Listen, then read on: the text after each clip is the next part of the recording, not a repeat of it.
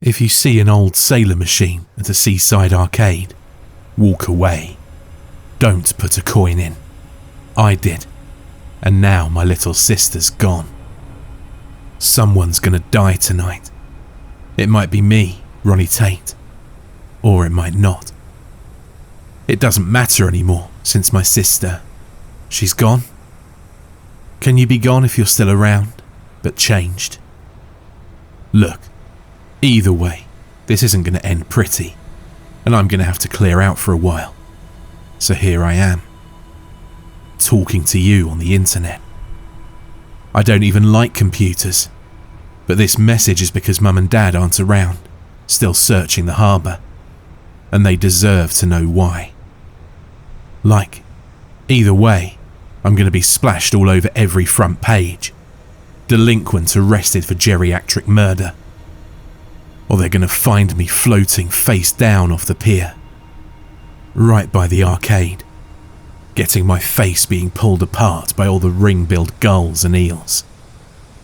Unless that man does the same to me, what he did to... No. I'm not going to go the gross way my sister went, or maybe went. I don't even know if that last picture she sent me was even her, and not some sick prank by that guy. But maybe, if the message was true, if the sister I love has been changed. Okay, back up. Here's how it is. I'm not your average guy, never have been. And my family is hardly a normal family either. It's all because of Monique, my little sister and favourite human. She's unique. With that sailor outfit she loves, she sees the world very, very differently from any other 15-year-old. Through those big hazel eyes. We've pretty much had to stay at home and make sure her uniqueness doesn't land her in some kind of trouble. Her state of mind, she can get pretty excitable sometimes. It's a handful. I've always stayed at home to help out with her, and it's usually so much fun. Or it was. She was such a cute quirk of nature, until 2 days ago. God, has it really only been 2 days? Was it really only 2 days ago that I still had to go and check on her every hour? Was it that recently that she'd run into my room while I slept and jump on my stomach, squealing that the big cargo ships were coming in, and we had to go and see them now? And could it really only be then that she last stole my computer and forced me to watch all that nautical anime she's obsessed with and I pretend to hate? Our special quality time. Okay, that was our special time together, except for every Saturday. That's when, if her mental state was okay, we'd go play corny games at the arcade. Folks have been saying that Monique must have fallen off the pier by the arcade, especially if she got out of the house unsupervised. She's obsessed with the sea and sailors and gulls and all that stuff. Like, she wore that sailor outfit for how long? And folks keep telling me how the tides get super strong at this time of the month, like I don't know that already. If Monique fell in, she wouldn't stand a chance. But this is a fishing town. Someone should have trawled up a body by now, right? Okay, to be fair, those folks are almost right. Almost. They're on the right track with the pier and the arcade. But 90% of them haven't even set foot in that hellhole in years, not since they were kids. And my God, does it show. That place has survived way, way longer than it should have. Surely mine and Monique's Saturday tradition wasn't enough to keep it running. Surely that leathery old guy who works the front desk and props himself up against the automatons needs a few more customers than just us. I never liked how that guy stared at us. The thing is, Monique loved those pinball machines and the flashing lights and the smell of way too much stale popcorn, almost as much as she loves her anime. But there was this thing about the arcade, a centerpiece if you like, that, well, she was obsessed with it. Obsession is the only word for this. She'd tug me right past all the machines, first thing, and just go straight towards this big wooden cabinet of once lurid colours, where this stubby little slouched figure leered lopsidedly at us from behind the murky glass. Ugh, those glassy blue eyes, that yawning leather maw, those slightly too rosy cheeks with the paint cracking off. I'll never get why Monique was so freaking obsessed with that laughing sailor automaton. She fed penny after penny into the little coin slot, and when she ran out of pennies, she'd fight me for my wallet, shoving me away and running off. And even though she'd giggle and clap her hands all the while, you'd never hear it over the machine's racket. The laughing sailor. I honestly couldn't look or listen to it anymore after a while.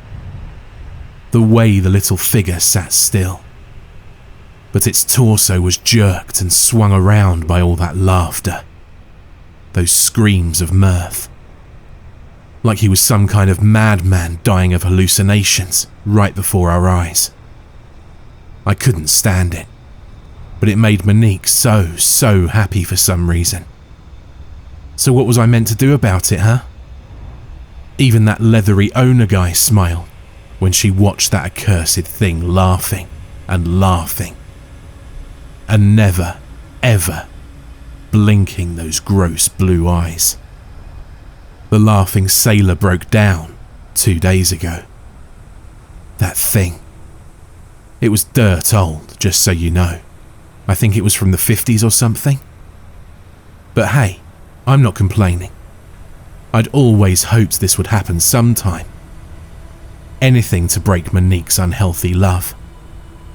But then, okay, I was relieved, but also really sad for Monique. She was crying and stomping her feet and banging over and over on the glass, begging the sailor man to be happy again. Please, just one more time.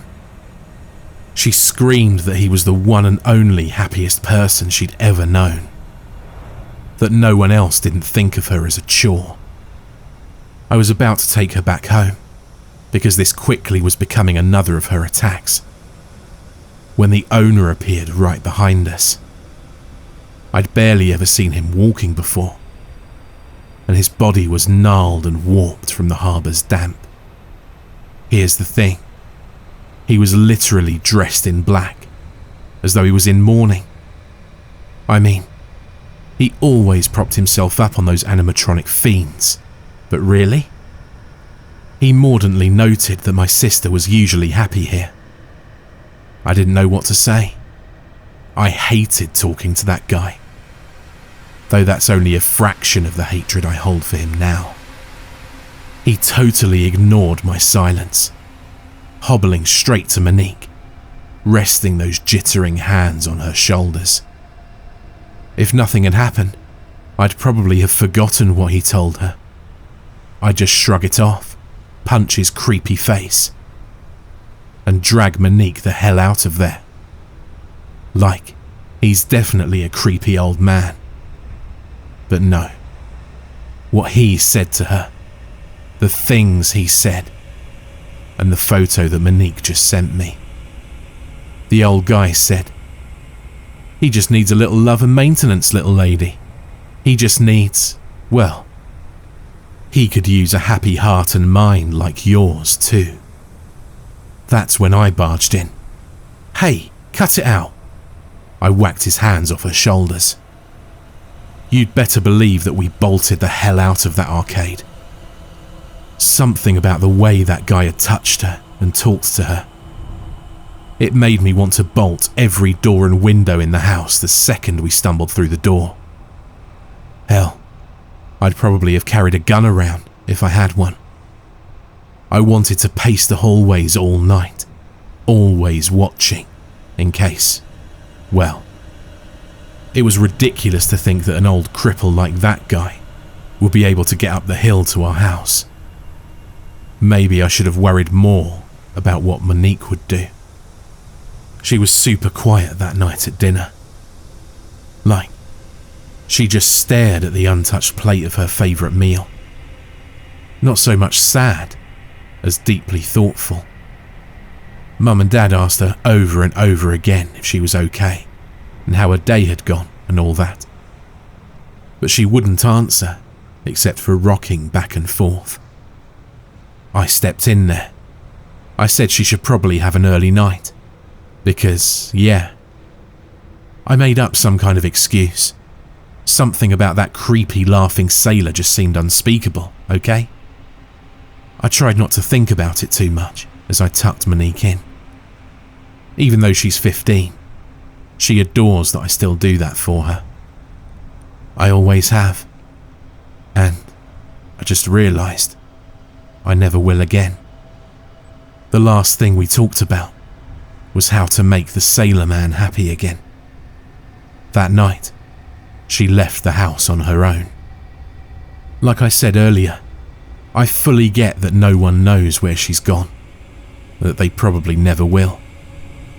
I also understand how thankful I should be for the hundreds of people who are still joining Mum and Dad in wandering the piers and warehouses and wharfs, calling her name. I never joined in because I was just shattered. I loved Monique. I protected Monique. I was her best friend, not just a brother. I mean, I gave up most of my life to help her out, and fate still tore her away from me. How could I not be kind of catatonic? The thing that jerked me out of this, it was a picture message that came through this evening. An actual message from dear, dear Monique. I was almost sick with excitement and worry and like everything. But then I looked at what she'd sent. I say she, but it couldn't be her. It couldn't, because when I looked closer at that grainy image, I dropped my phone. I fell to my knees. I retched, disgusted, appalled. This photo was either the sickest of all pranks, or a sign. A sign that the leathery arcade owner must die as soon as possible. That's just how it is now. It's going to be me or him. He must be stopped. He has to die before that laughing sailor of his breaks down again. He can't replace that thing again. Look, just so you know, I'm going to deal in hypotheticals now. Though even hypothetically, the facts just seem totally insane. Sick and insane. I don't want to believe it. I really don't. But the photo, if it's real, the photo showed that hideously jolly face, contorted with that disturbing laughter. The laughing sailor. But there was something odd. The room reflected in the glass looked very, very like the arcade. But this sailor was somehow different from the one that me and my sister knew so well.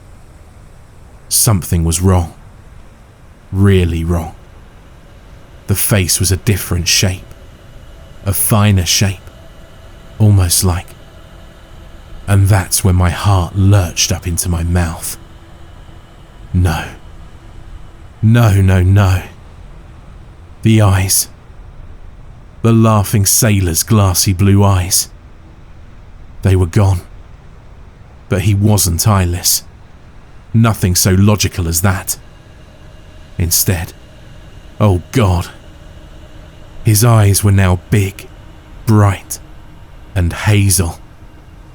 As my mind was reeling, I barely even absorbed that one little 2-word message typed under the photo. All she said was 2 words. Laughing again.